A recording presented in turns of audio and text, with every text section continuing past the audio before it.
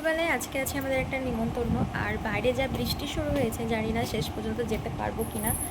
দেখো আমি হালকা হালকা একটু রেডি হয়েছি, আর এদিকে আমার ছেলেকে রেডি করিয়ে দিয়েছি। আর ওর অবস্থা দেখো, এখন যেহেতু উল্টাতে পারে তো সারাক্ষণ এরকম উল্টিয়ে যায়। আর এদিকে দেখো আমি শাড়িটা বের করে রেখেছি যেটা পরে যাব। তো জানি না বৃষ্টি কমবে কি কমবে না।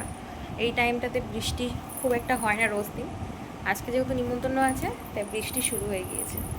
যদি যেতে পারি অবশ্যই তোমাদের সাথে শেয়ার করবো, পরে তোমাদের সাথে দেখা হচ্ছে। ফাইনালি আগের তুলনায় বৃষ্টি এখন একটু কম আছে, তাই দেখো এখন আমরা সবাই ঝটপট রেডি হয়ে গিয়েছি। আর এই হচ্ছে বিয়ে বাড়ি যাওয়ার জন্য আমার ফাইনাল লুক। তোমাদেরকে তো বলাই হয়নি যে আমরা কিসের নিমন্ত্রণতে যাচ্ছি। বিয়ে বাড়ি যাচ্ছি, মানে আজকে হলো বউ ভাত। তো দুপুরবেলায় বউ ভাত কেন সেটা তোমাদেরকে একটু পরে সবটা বলছি। রেডি হয়ে গিয়েছি, ফাইনালি যেতে পারছি। বৃষ্টিটা কমেছে, তাও ঝিরিঝিরি বৃষ্টি পড়ে। যেহেতু আমাদের বিয়েবাড়ি যেতে অনেকটা দেরি হয়ে গিয়েছিল, দুপুরের নিমন্ত্রণ, সেখানে আমাদের 3টে বেজে গেছে বাড়িতেই। বৃষ্টির কারণে আমাদের মাথাতেই একটুকুও খেয়াল ছিল না যে গিফটটা নিতেই ভুলে গিয়েছি। প্রথমে তো মা হচ্ছে ছেলেকে নিয়ে চলে এসেছিলো, যেহেতু টোটোবেলা দাঁড়িয়েছিল, তারপরে আমি এসেছি, তারপরে দেখো আমার বর এসেছে। কিন্তু মাথাতে আমাদের এখনও মনে পড়ছিল না যে গিফটটাই নেওয়া হয়নি। শেষে কী করবো, বিয়ে বাড়ি গিয়ে পৌঁছে তখন গিফটের কথা মনে পড়ে। বরমাসায় আবার এই বৃষ্টির মধ্যে বাড়ি আসে, তারপরে হচ্ছে গিফট নিয়ে আবার যায়। এই করতে করতে আমাদের তো খেতে পুরো লেট হয়ে গিয়েছিলো, তার মধ্যে তো বৃষ্টি তো হয়েই যাচ্ছিলো। দেখো বেরিয়ে পড়লাম, আর যেহেতু রাস্তায় সব কাজ চলছে রাস্তার, সেই কারণে দেখো বৃষ্টিতে পুরো কাদা কাদা হয়ে আছে। এখনও কিন্তু ঝিরিঝিরি বৃষ্টি পড়ছে।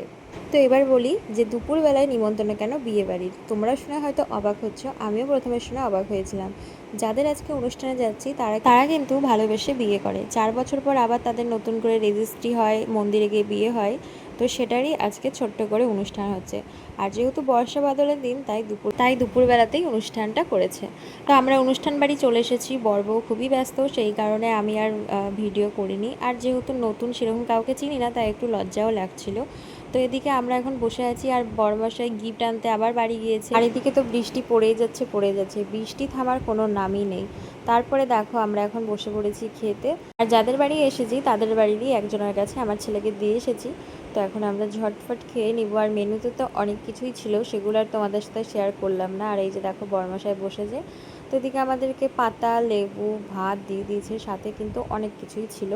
তো এরপরে দেখো বাড়ি চলে এসেছি। আর সকালবেলাতেই আজকে মিশো থেকে এই কুর্তিটা এসেছে, কিন্তু সারাদিন এত ব্যস্ত থাকার কারণে দেখতেই পাইনি যে কীরকম এসেছে না এসেছে। তো এই হচ্ছে কুর্তিটা। কেমন লাগলো আজকের এই ব্লগটা অবশ্যই তোমরা কমেন্ট করে জানিও। নেক্সট ব্লগে দেখা হবে, টাটা।